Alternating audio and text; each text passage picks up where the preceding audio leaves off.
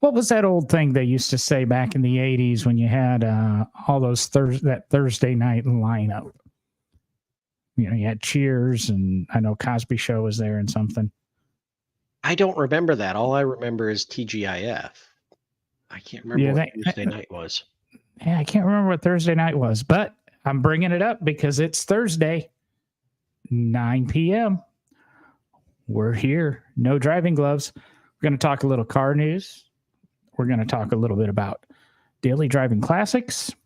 And then if we get around to it, Derek might ask about John's adventures in mechanicking. Nah. Don't want to know. Yeah, he probably doesn't want to know. And that could also lead into a whole nother topic, but we'll find out. So, Derek, I, of course, popped up to you about 7 minutes before the show that I wanted to hit a piece of news about California. Well, we all love California here at No Driving Gloves, so I am all ears, John. Well, you have to watch California, because what they do, everybody else does. And this is so confusing, and there's so many articles and so many questions. And also privacy concerns, I would say. But long story short, California is losing a couple $100 million a year because EVs don't pay a gas tax or don't buy gas and generate taxes at the pump. They get charged $200 a year less on registration. And that was to motivate you to help buy an EV. And now California is probably thinking, where's our money? So, do you see any concerns with what we're going to talk about here, Derek? Oh, just a few. I've had a few moments to read the articles and think about it, so I'm off the cuff right now. But I want to go back to your first statement that we have to watch California because everybody follows suit to California. I think we need to start a movement to stop following California's leadership, especially when it comes to automobiles. They can do their own thing. Say no offense to the California no offense to California listeners.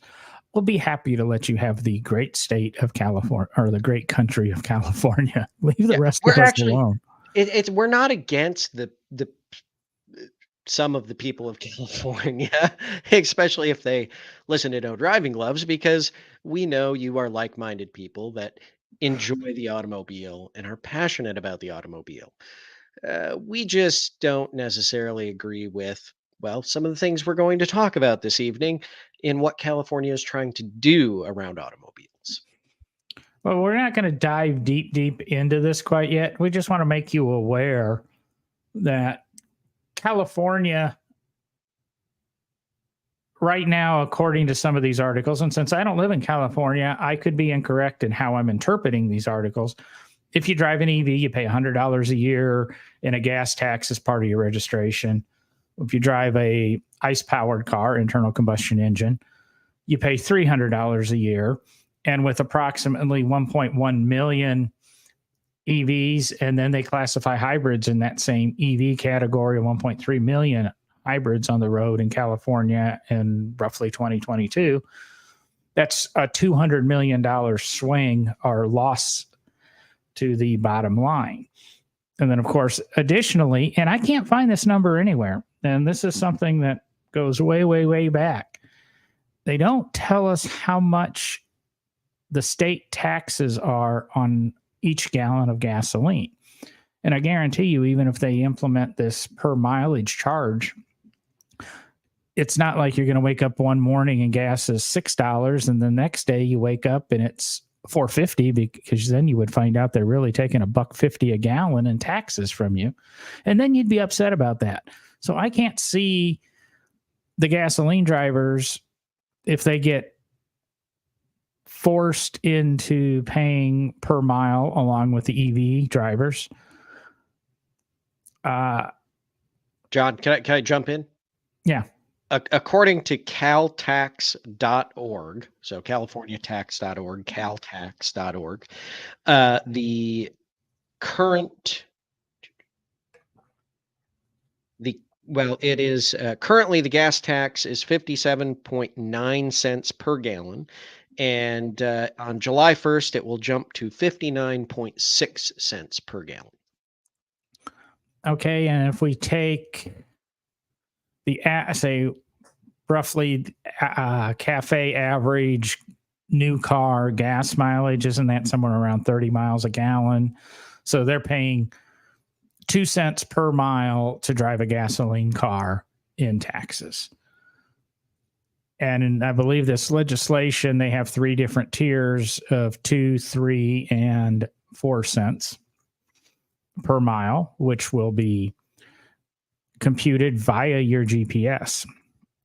Hopefully, that when you drive out of state, you won't get taxed for those miles. If you leave California and you're driving through Nevada and Colorado or whatever, hopefully you don't get taxed for those miles when you decide to do that cross country trip.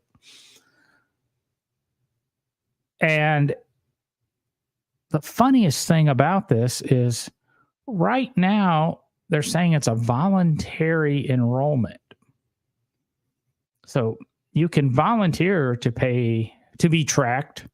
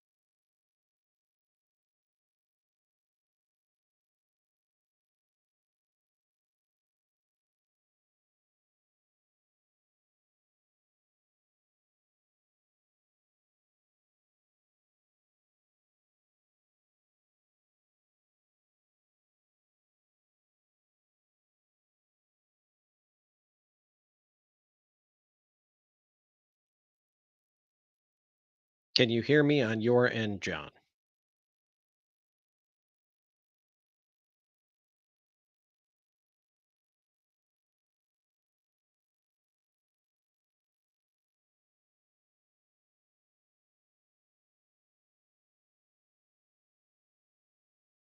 I don't know if anyone can hear me or John. Oh, we got okay. So Jason is saying you've got my voice. Okay. Sorry, guys. We are having a technical issue. We are not sure what's going on. So yeah, bear with us here. I do apologize. John is working his tail off on his end. Of course, he has the main board. Okay. Well, he cut out. He's going to reset and come back to us. So obviously, John, I'm not sure what John said there towards the end about this California um, project that they are rolling out. I don't know what else to call it. The pilot program.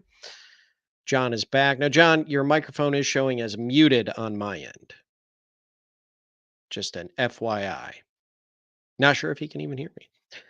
So I'd love to hear what John was saying, but I do, as John was starting to say, I do have some concerns about this. And probably one of the biggest things that caught my attention or I started thinking about is exactly what John was talking about, which is when you travel, who is tracking your traveling?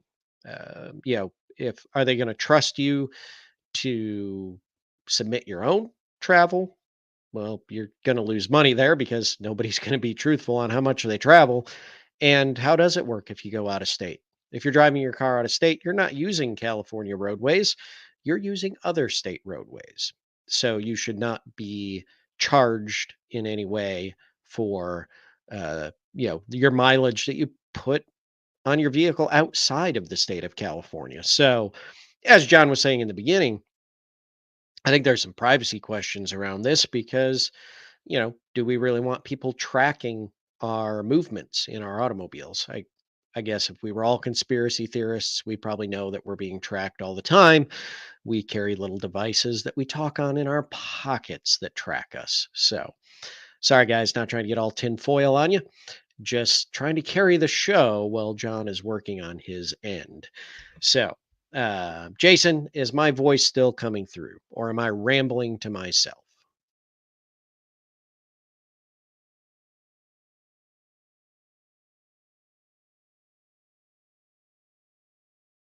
Not sure what's going on. Oh, look at that. There's Jason. All right. Can we So, hear me now? hey, we've got John back. There we go. I Uh, was uh, I was rambling and getting all tinfoil on our listeners. So oh, I'm going.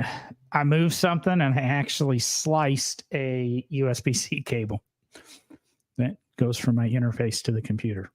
great work, John. Great. You got to stop keeping your razor blades on your podcast desk. I've never done that. I was here, slicing my Coke up on the mirror and just lost control. Well, we were talking California. And Oh wait, that's not the news we talk about on this show, John. Oh. That's for another show.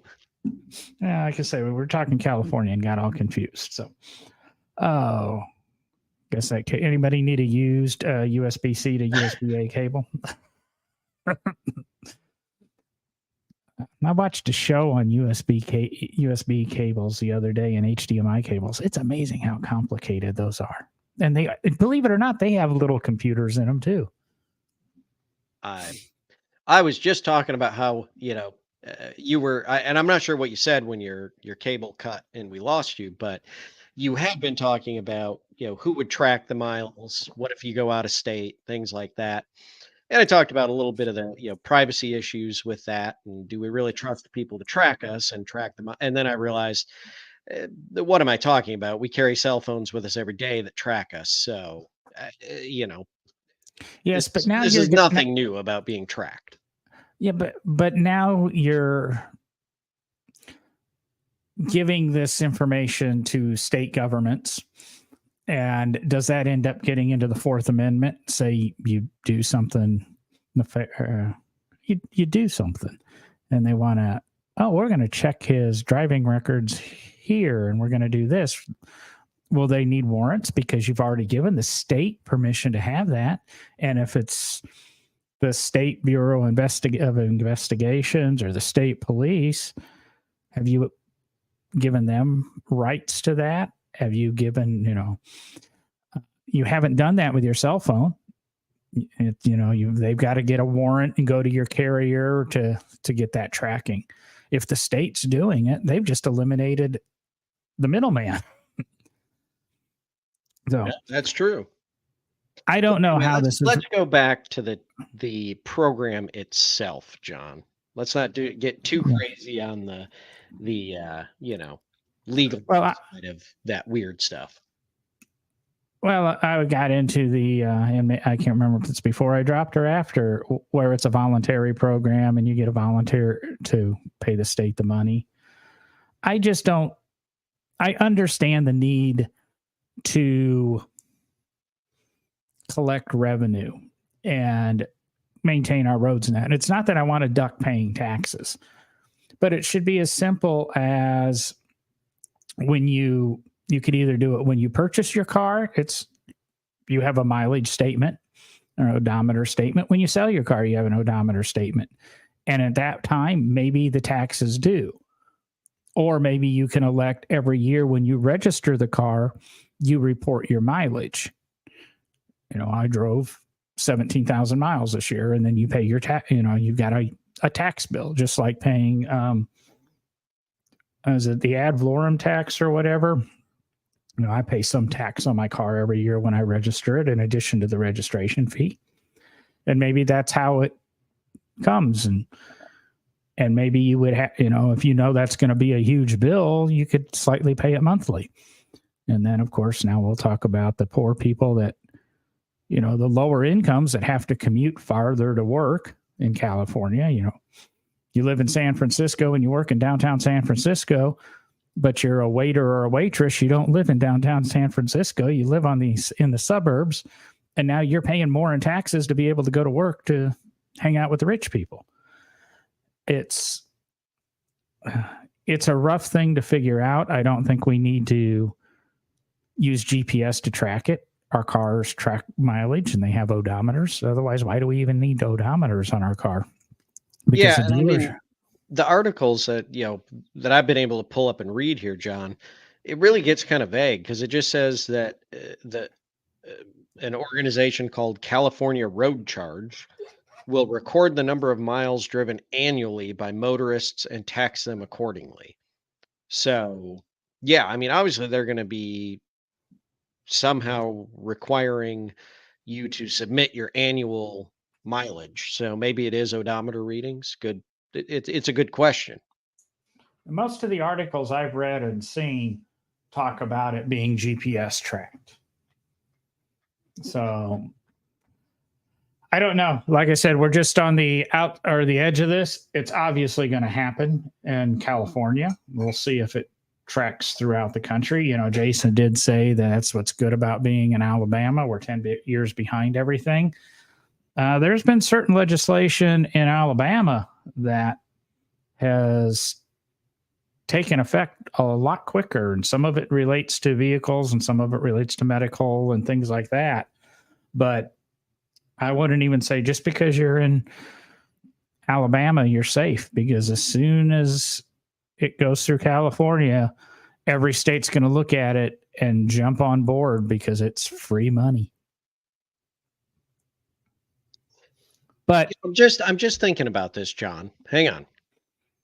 Because this kind of ties a little bit to our main topic tonight, which is driving, right? I mean, we're going to talk about some of the lists that have been put together of the best classic cars to daily drive, things like that. But now this just came to me. Like, start thinking about this. They're going to do away with the gas tax and things like that and go to a mileage tax. And again, this is off the cuff. I haven't done any of the math. I haven't even tried to think this deep. But if you're driving an older car, say you decide to drive a classic car, daily drive it, and it's one of those classic cars that get lower gas mileage, miles per gallon, and all you do is pay your annual mileage, you're likely going to be saving some money, possibly. Again, I haven't done all the math, but if you're driving a gas guzzler that is a classic that they obviously don't nail the gas guzzler tax on, you might actually save some money. Am I thinking about that wrong, John? I don't Of course, think you're in thinking. California, you probably can't drive a car that's older than 2 years old. So, Well, that's where I was going to go. I think you're thinking correctly, but then all of a sudden we lose our argument that, hey, we should be able to drive these cars without emissions because there's so few of them, and so it wouldn't make that much difference, I think, to the overall scheme. And you're still going, you say you're still going to pay. You're going to pay by the mile, and you might save money, but I guess you've got a point there, but like I said, I think the numbers are going to be so minuscule. It's not going to be, you might save $100, $150 a year, but that does jump right into our topic. Can you drive a classic car daily? And there are numerous YouTube videos and internet articles and blog articles and newsletter articles on this topic. And Derek and I just thought we'd chime in on the subject because we do get asked that. And, this California thing, obviously your 72 Olds 442, I guess they made one in 72, isn't going to have GPS, or are they going to make you install the GPS tracker? Plug it into your cigarette lighter because it doesn't have an OBD2 port or something. I was just going to go there. I was going to say, knowing them, they'd be like, "Oh, plug this into your OBD2." Like, okay, yeah. I'll plug it in. I'll plug it in and then tell you that. But Derek, when you say daily driving a classic car, being no driving gloves, and since we cover the gambit from Da Vinci motor vehicles to Teslas and the latest EVs, what is a classic car to you? What are we talking? Are you going to be driving your 1918, 1919 Chevrolet? Didn't we just have this discussion a couple episodes ago? Well, How I it guess needs to be better defined? Well, and that's one of the things that I was going to bring up tonight, John, is these lists that I have seen coming out lately about the best classic cars to daily drive. These lists kind of scare me because some of the cars they're listing, um, I was a teenager when they came out. I'm starting to feel really old by some of these lists, John. well, Um, say the article you sent me actually said a great classic to drive daily is a 1938 to 1980 Volkswagen Beetle. Now I saw another article that kind of said a 67 to a 77 or 66 to 77 Beetle, which seemed a little bit more because I don't know if a 38 Beetle is as daily drivable as a 1979 Beetle. yeah, Even in I agree. 19 even in 1979, I don't know if a 38 Beetle was as drivable as a 79 Beetle. I mean, they're cool. German And quality. I listen to a podcast that's very Porsche centric. And the hosts commonly, and one of the hosts absolutely loves 356s. And I don't say he daily drives his 356s, but he uses them and drives around Los Angeles. And he even had a severe car accident roughly a decade ago and was severely injured in a 356, which is one of the considerations we'll talk about. But he's using it. Yes, that's a higher performance Volkswagen Beetle, but it's still kind of a Volkswagen Beetle. And that's why we wanted to put I wanted to get at least parameters. Are we talking anything 25 years or older as a classic? So basically anything made last millennia? Or are we going to get into classics as 1950s? Or are we talking about being our good friend David, who last time I knew, he was effectively driving a Model T. So. And still pretty much is, yes. I mean, to me, let's go with the 25-year mark. So let's just call it anything basically from the 1900s. I'm good with for the discussion. I'm pleased with that. I mean, for me, it's more likely that we'd be talking, pre 1965, but yeah, and I mean that's the whole thing. And I think there's a big difference in daily driving a Model T or your Chevy compared to say daily driving your 63 Falcon or a 65 Mustang to say daily driving a 90 Beretta or a 90 CRX or a 99 Honda S2000.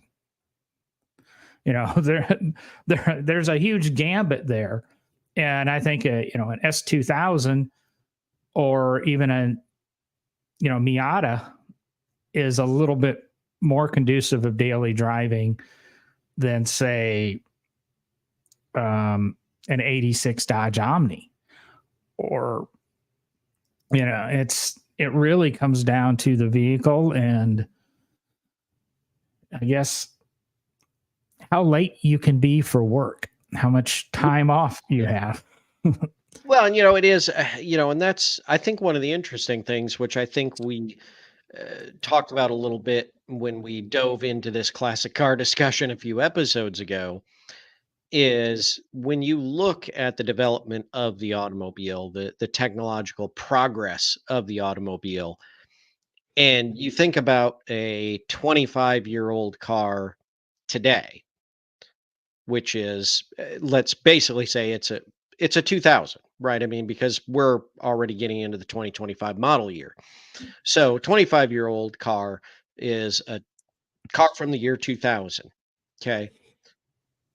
There's not a huge difference in the quality of those vehicles from 2000 to today.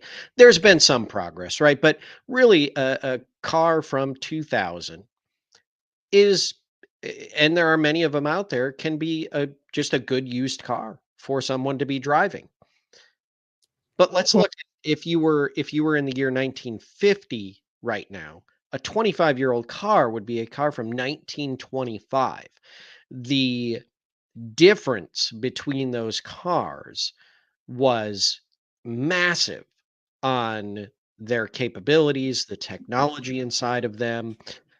So, it also, it kind of goes, when you talk about a good classic car to daily drive, sometimes we're just looking anymore at a good used car being a classic car versus what it has been in the past. well, and I guess that's almost, I'm going to write it down for a show topic. You go back 25 years, we don't feel there's been a lot of change in the automobile. But go from 2000 back 25 years to 75, tremendous changes. And if you go back from 75 to 50, it's similar, but there's still some changes. That actually might be about the same as 2000 to 2025.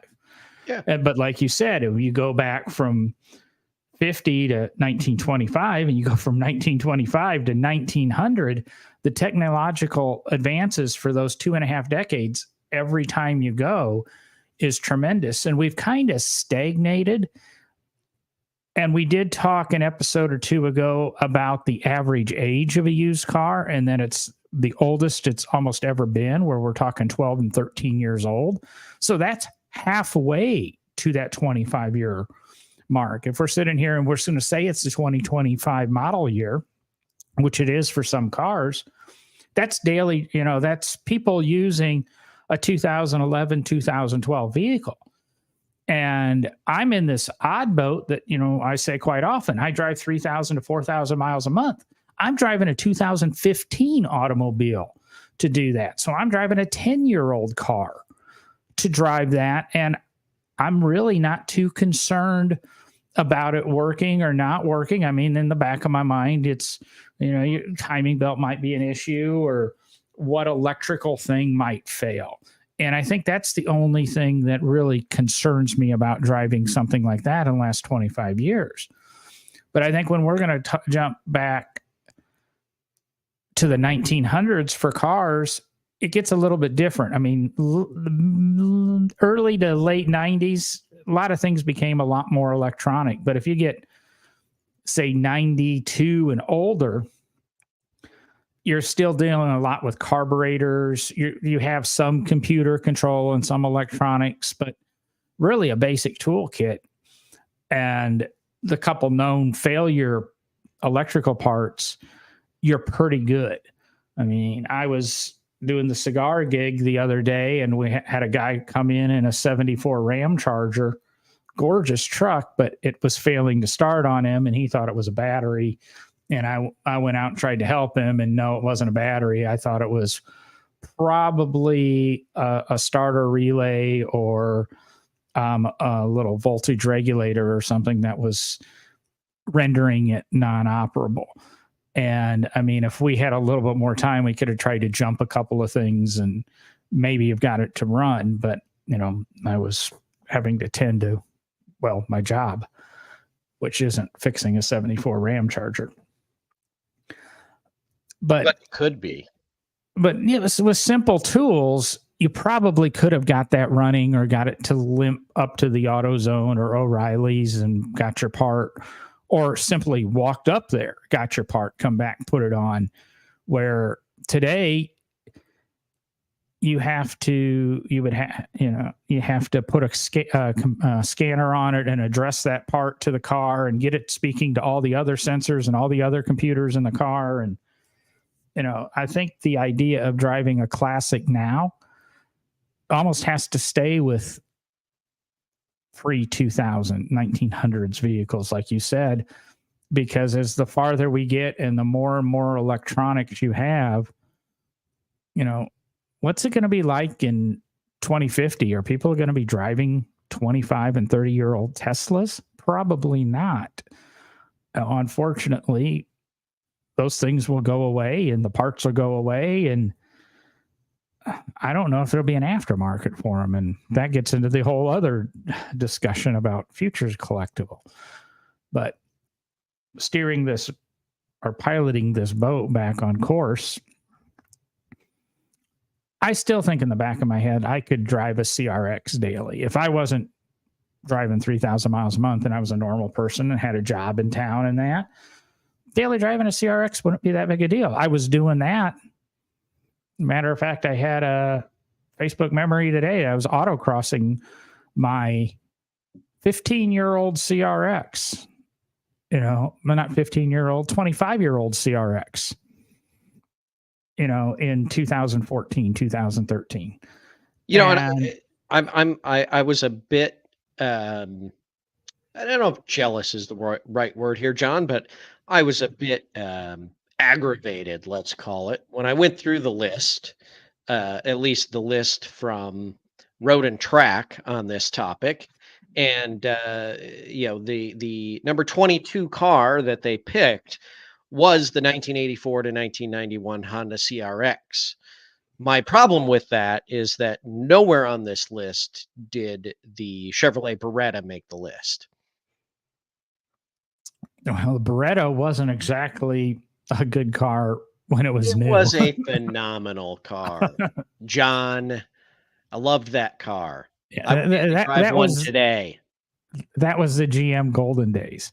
I was driving back from North Alabama yesterday and drove by like a 91, 92 Pontiac Grand Prix SE, not the McLaren GTP or whatever. And I mean, it would look like a very clean car. And, that might be a fun car to have. My mom had a 91 Grand Prix GT. It has some cool stuff on it. And I guess if you get looking at the Malise Facebook pages, and I can't think of the name of the other group, the Radwood type car stuff, there's a lot of guys, daily driving these 80s and 90s cars. Mm-hmm. Because, while they may not be 0 to 60 in 3 seconds or 5 seconds, they'll keep up with traffic. And they have some reasonable safety. I mean, we're not talking airbags, and crumple zones are a little questionable, but they're a heck of. My Beretta had crumple zones along with airbag technology. So, you get into the early to mid 90s, you have a lot of those safety features. You have a lot more than if all of a sudden you decided to daily drive a 65 Mustang or a 58 Austin Healey Sprite, or, a Sprite. Yeah, it's a cool car, but you can't, you flat can't daily drive it because, it doesn't have cup holders. And it would be rough to daily drive. I guess you could. But the good thing about driving like a Sprite or something is when there's something going on, you can just dive under the semis and just shoot right under them and go. True. You can almost split lanes because, to be honest, I think some of the new Honda Goldwings and that are as big as a Bug-Eye Sprite. Yes. But I mean, I didn't realize this list was actually a 38 to an 03 Volkswagen Beetle.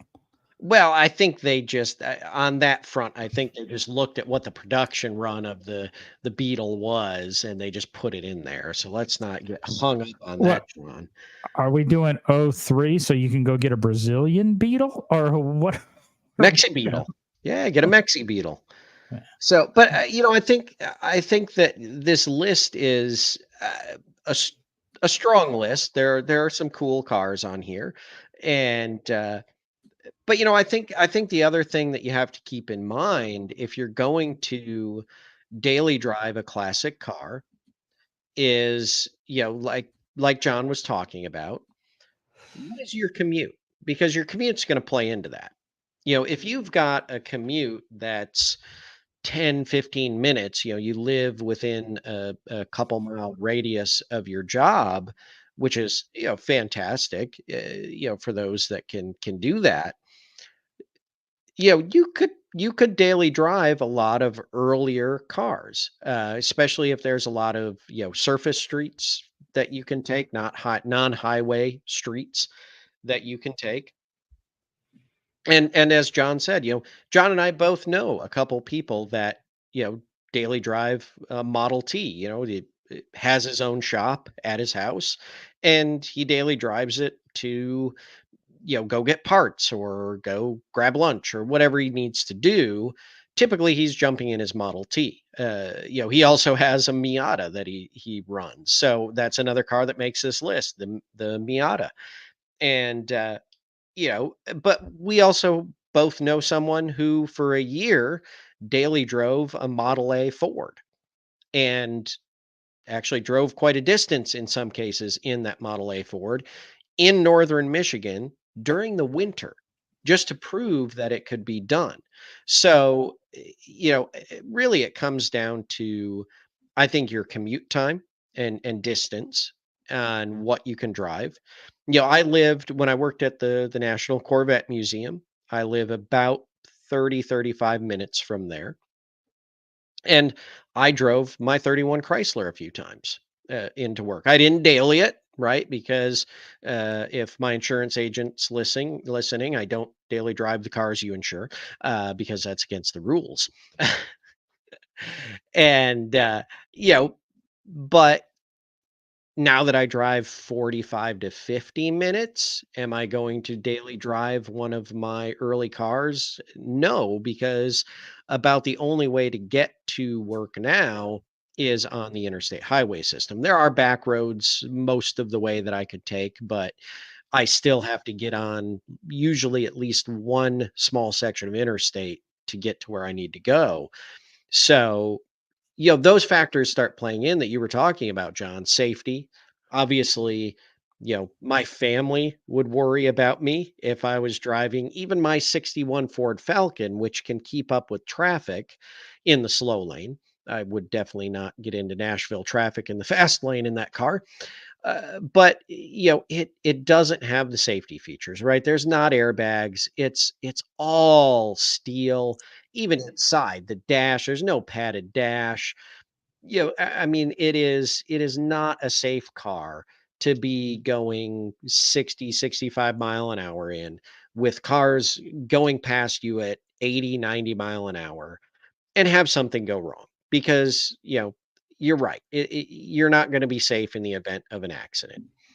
So in that case, yeah, I would want to daily drive a classic that's a more modern classic, a good used car, as I would like to call it. And that's where I would step into something like my 93 Beretta, or, a vehicle of that nature. You were mentioning you just saw, and now I've already forgotten what car it was that you just saw driving on the road, but when 91 Grand Prix. yeah, that's what it was. And when my dad and I were on our trip to Florida, we saw a circa about 1993 Olds Cutlass. If you remember the Olds Cutlass Oh, two-door from that period, great looking car. I loved the styling on that. And well, sister the of the car was Beretta. beautiful, absolutely beautiful, and the person was driving it. And I think that's the biggest thing that comes into driving a classic daily. Your commute. Like I said, can you be late for work? I mean, if you have a salary job that you don't have to be there at 8 in the morning, or if you have a job that have a little bit of flex in the start time, that helps. If you have, depending on your mechanical ability, I mean, if you're relying on a shop to do every little bit of work and maintenance on this car, no, I don't think Classic's for you to daily drive. And you have to be in tune with your car.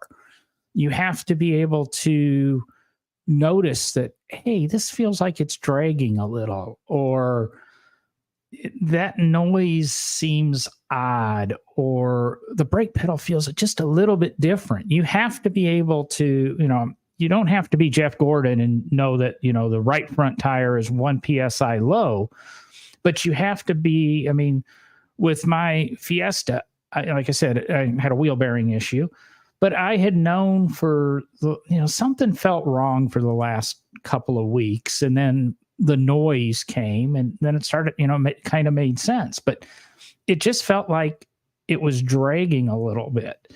And while it's minuscule, I mean, when the bearing came out, it spun I say reasonably normally, but you have to have that sixth sense, I guess. A lot of that stuff helps in driving a classic. I mean, I'll hop into, it's never happened with my present girlfriend, but it's happened with girlfriends in the past. I'll hop into their car and go, what the hell? You need brakes, or you need, why is it pulling like this? And you don't notice, because the stuff comes on slowly. But when you're driving a classic, you kind of have to know that stuff's coming on. Otherwise, you're in for a catastrophic failure. And that's why you need that flexibility getting to work, and probably AAA platinum. Have that 150 miles of towing there. Yeah, Jason, I want to throw out really quick. Jason in the comments here said, was the Cutlass the convertible with the halo bar? And yes, that was the convertible that had that wonderful halo bar, very wide, strong support for rollovers. And they carried that look in the coupes as well, or the two-door sedans, whatever you want to call it. The coupe came out first, and it had that pillar. I mean, it was a sister of the Beretta.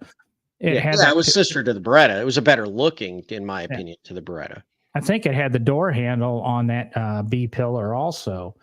And then the convertible came out a little bit later. And of course, they kept that roll hoop just like the PT Cruiser, because you're taking a unibody and cutting the roof off, and you have to keep some rigidity. And the rollover concerns were starting to come back into play a little bit. And, that helped with some of that crash testing. I've never been a big fan of roll bars in my convertible, but a lot of people like to keep their heads attached. Minor details, right, John? Yeah, I mean, if Musk keeps it up, I mean, maybe he can Neuralink you back together. So, yeah. So going back to this list, John, I'm curious, and I'm going to reference the Road and Track list here. Okay, so the one that it's got some weirdness to the years and things like that, and let's leave out the JDM only stuff. Yeah, that's fine. Although they're cool, I dig them. Yeah. Was there anything on the list that surprised you? Let's say that you wouldn't think of as a good daily driver classic? Well, it just, like I've said, the Beetle, I think mid 60s, that's not a good daily driver. But really, I mean, like, you have the BMW 2002, and you can choose whatever suffix you want on it. I think, that doesn't even surprise me. Or the Datsun 240, 260Zs. If you really wanted to, you could daily one of those. I mean, it just depends on how, rough you want to be. I mean, the list includes, the Lexus CRX or Lexus LS400, CRX, Porsche 911. I've got a friend that dailies a late 70s Land Cruiser. As a matter of fact, he's got two of them. Some of them are a little bit more maintenance intensive, especially when they break. Going that 91 to 98 S-Class, great car to drive, horrible car to fix monetarily. But yeah, there's nothing on this list that scares me. Hell, I've owned a lot of what's on this list. But was there anything on there that surprised you or caught you off guard? I don't think so. I guess there was one that maybe just from personal experience, made me kind of go, ugh, I don't know about that. But I was a little shocked to see the what they list as the 1984 to 2001 Jeep Cherokee on the list. But you talk about the Mercedes, the Mercedes as well on the list. You know, the Jeep Cherokee, a strong vehicle, unitized construction, all of that, but mechanically they were known to have a lot of issues. And, but I will say they do preface the article with some of the things you just said, with the correct prep and proper maintenance and most expensive AAA membership. I had some friends that had Jeep Cherokees when we were younger, and uh, you know, one of them, an engine mount, literally, we were driving around. The engine mount just failed, and we were like, "What?"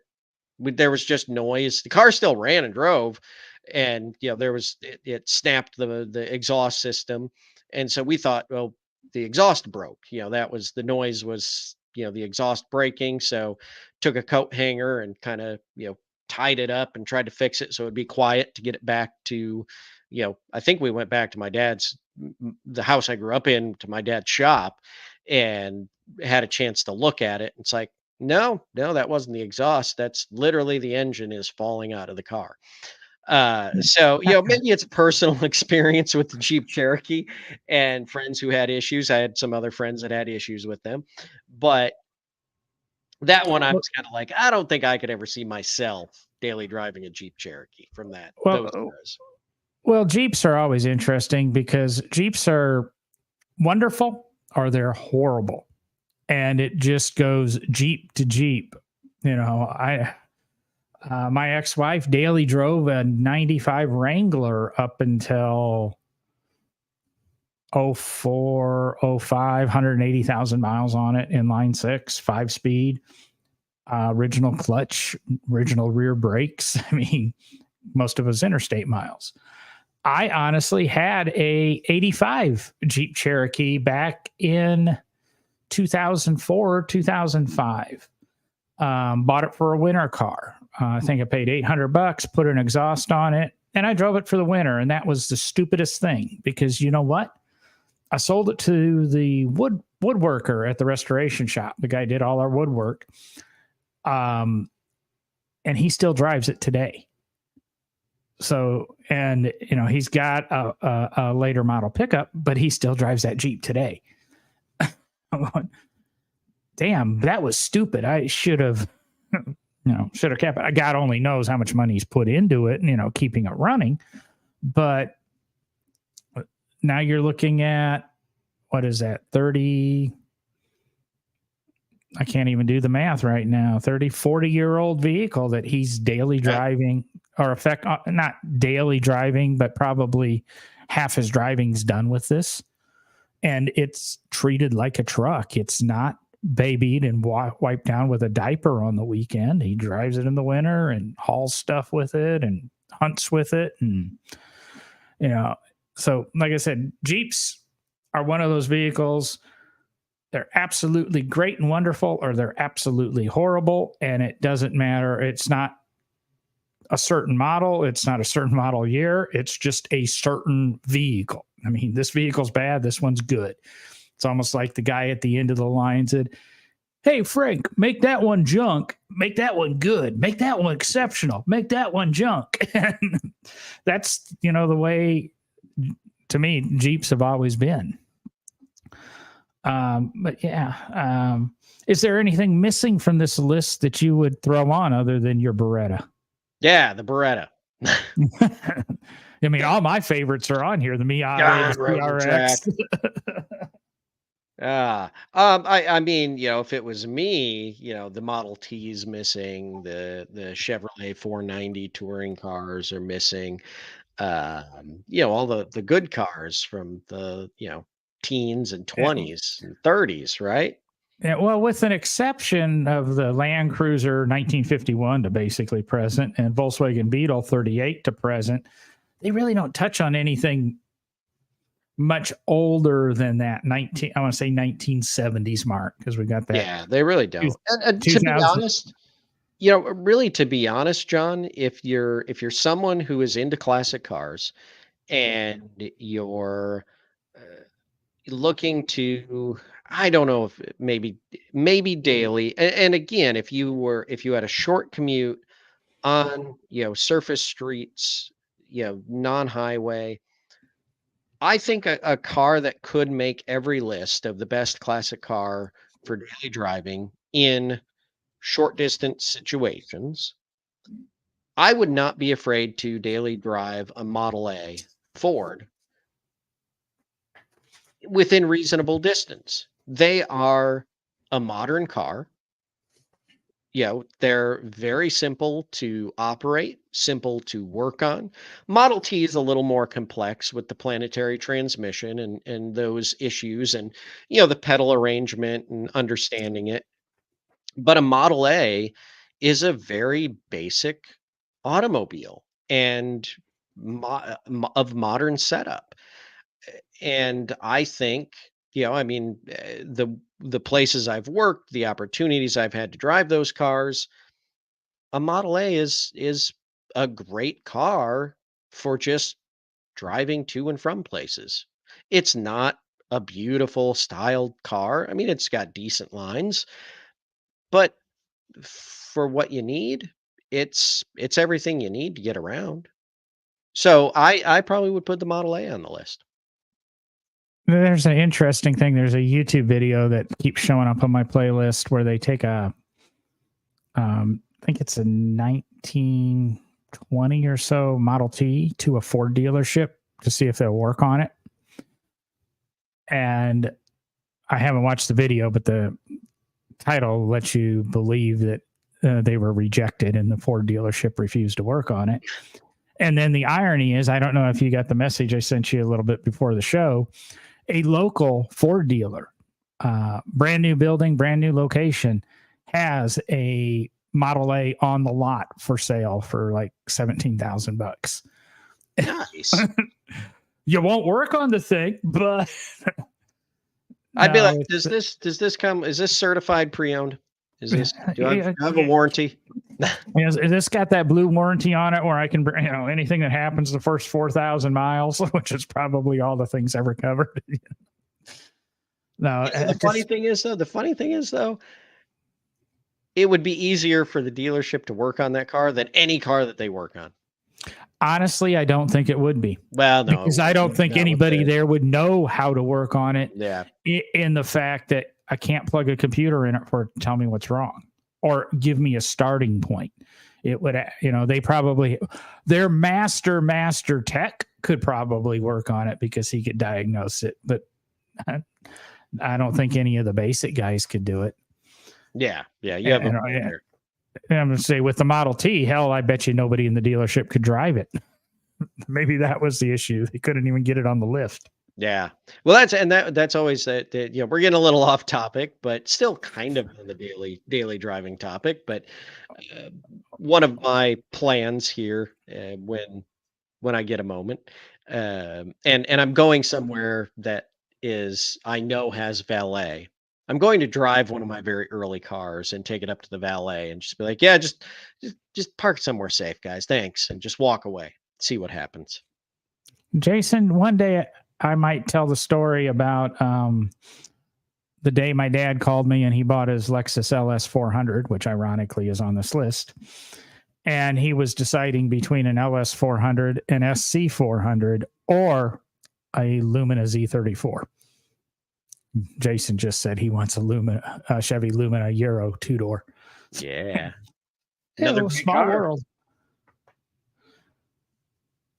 Those levers on the steering wheel, those are turn signals, Jason, and wiper controls.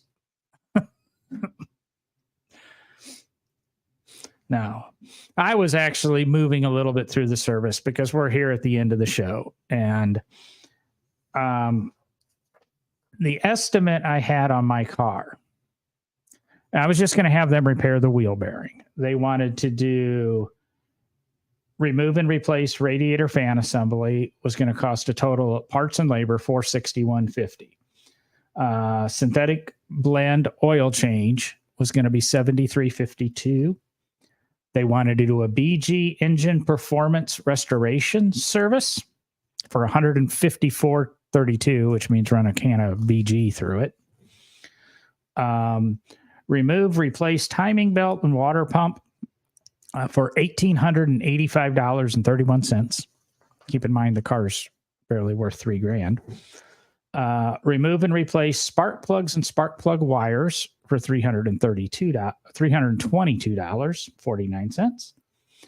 BG Platinum Air and Fuel Induction Service, recommended as part of the tune-up for $266.04.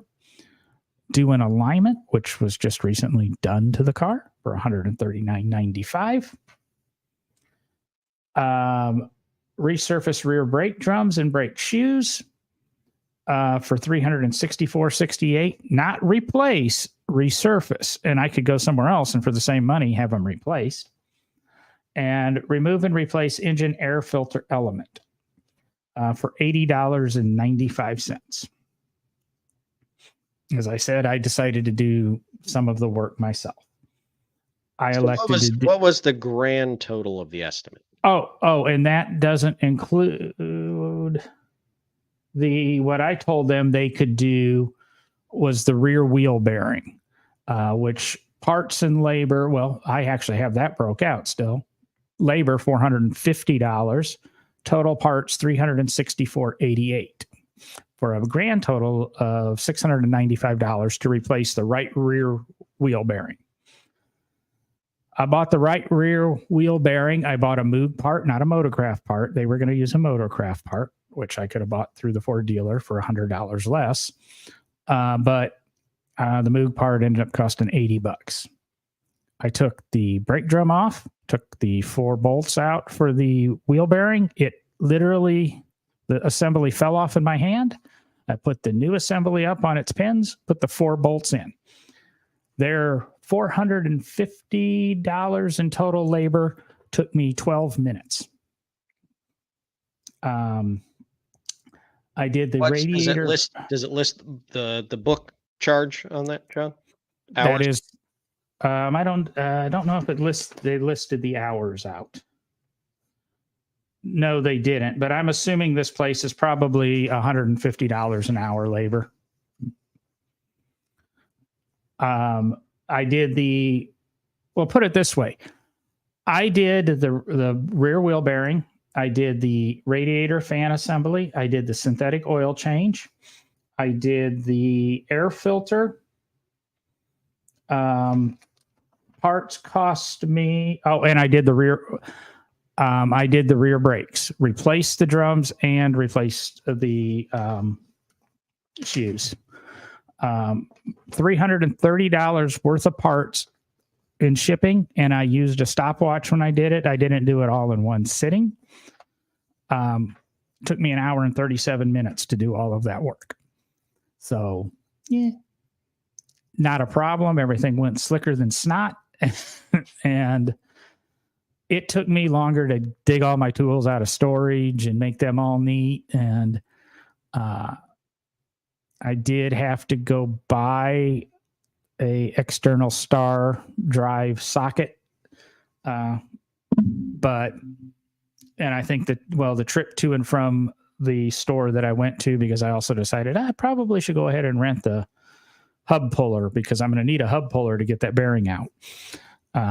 That trip took 30 minutes. I mean, it was ridiculous that it took longer to get prepared to do everything than to actually do the work. So I felt pretty good. I've put probably 1,000 miles on the car since the work was done. And like I said, you can definitely tell the difference. Car's smoother, runs, you don't get that drag that the rear wheel bearing was causing.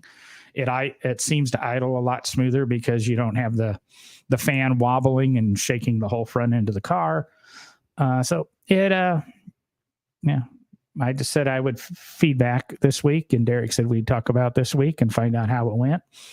And it went pretty good. And actually, I kind of enjoyed it. And I might continue to do my own oil changes because I think the oil cost $19.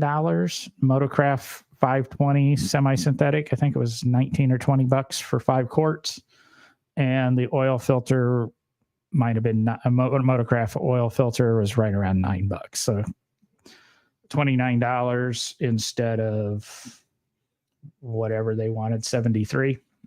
And I have oil now that I have to take and eventually get recycled. So that's always my thing is I don't want to take the oil and get it recycled. Well, I got to do it now. So I'll wait to get, 6 gallons of it and take it to get recycled.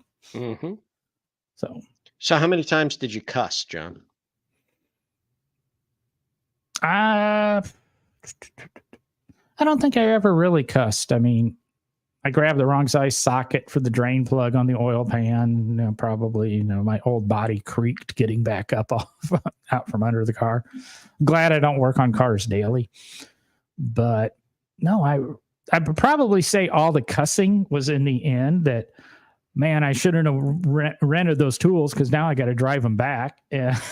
And I can't believe that this whatever, I don't even have the total because after I approved the work, their whole outline of the estimate changed before it broke out labor and parts. And then when I refused everything, it just combined everything. No, of course. But Jason, I don't know Jason just asked about how many busted knuckles you wound up with, but I got to say, I can't ask that question because the other day I was simply trying to do some work literally I think it was when I was changing the the filters in the house, the air filters for the HVAC in the house, and one of the vent grates was stuck for some reason. And anybody ever lose their grip on a vent grate and run their knuckle across it? It kind of works like a cheese grater. And I got one heck of a skinned off knuckle from that. So that was just a freaking vent in my house. The only injury that occurred during my adventures, Jason, I was going through when I left Barber's. Basically, I put all my tools in 4 boxes and loaded them into the van, took them home, put them in storage, got them out and put them in the car now, brought them home. And when I was reaching into one of the boxes, I stabbed my finger on something and the very tip of my right ring finger hurt for 5 or 6 hours. That's the only injury. And it wasn't working on the car. So another one of those razor blades laying around, John. You gotta clean those up. Yeah, I just realized here they were going to charge me $364.88 for the rear wheel bearing, Ford Motorcraft part. And like I said, I bought a Moog part for actually $57.79. But my total parts bill, including shipping and sales tax, was $333.24. So $31 less than what the one wheel bearing was going to cost by doing the work myself. So that sums it up. No, I'm not working on your car, but like my dad said, if somebody was going to pay me $2,000 to do that work, I probably would have done it. And that's what I looked at as I got paid $2,000 because I think the total bill was going to come in around $1,800 or $1,900 to have all that stuff done. And you know what, John, that's a great tie back to the conversation tonight, the main topic, because if you're going to daily drive a classic car or even a good used car, the only way you're going to do it and afford it is to be able to do the work yourself, because it gets expensive. I mean, modern cars, new cars, after they come out of warranty, are expensive to fix. I mean, even sometimes under warranty, they get expensive to fix because they try to get around the warranty. But it just goes back, I think, to show.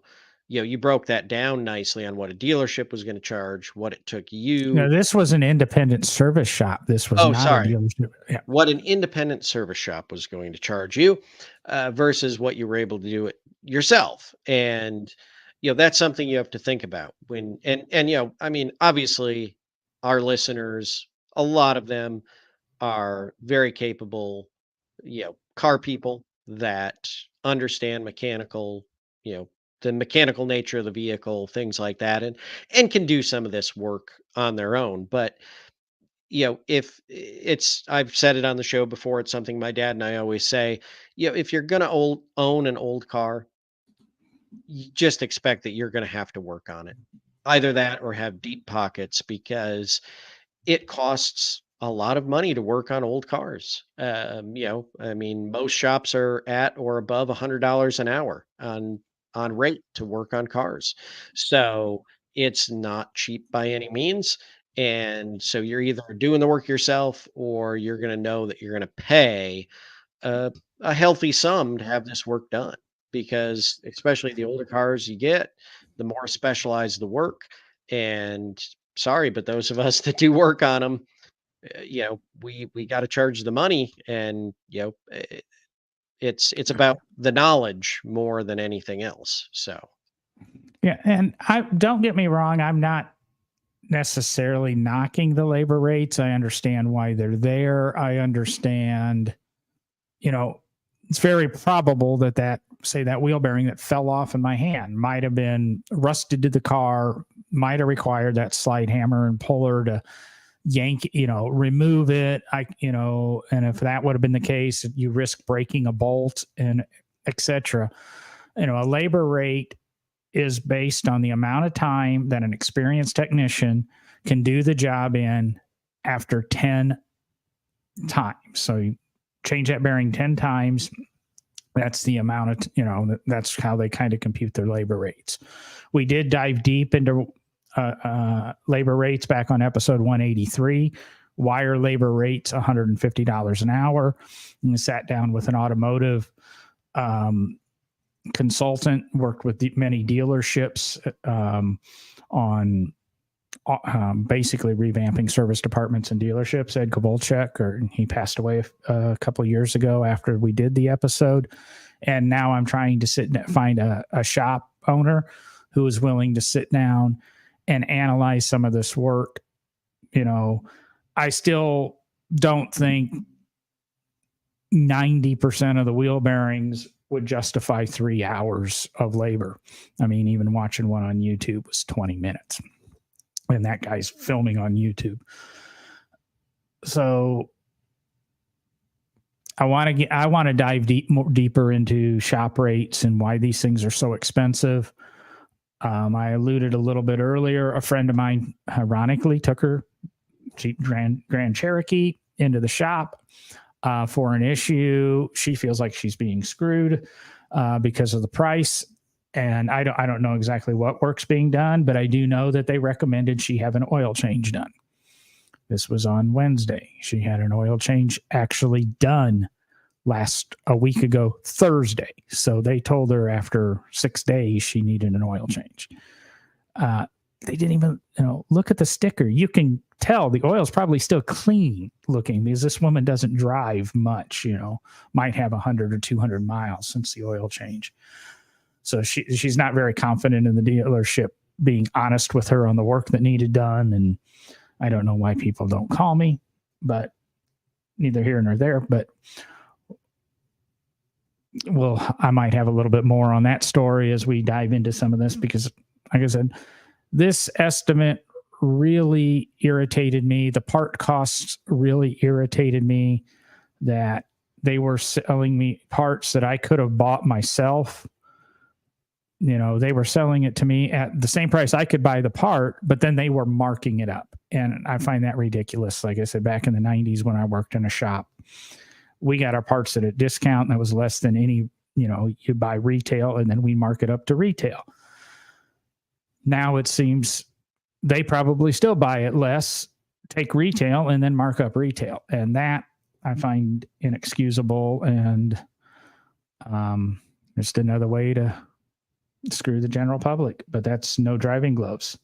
Well, it's kind of a gloves off approach to motoring, and I really want to dive in and bitch here, but we can save that for another episode, John. Yeah, Jason, you're not going to find any shop that's $100 an hour labor, and if I spent $70K on a new car, I'm doing warranty. So, but I'll let Derek do his little bit. But for me, after he's done, it's time to get off your ass, go burn some gas, because John is out. You really got to save that for the end, John. That's where that belongs. You should just hand it off to me. Let me say my thing, and then you take it over from there. You got No, to get I'm the done. I'm process. done. I've turned my mic off. I'm done. Whatever it says, it's only you from here on out. You're still talking. Guys, thanks for being here for another episode on the live stream.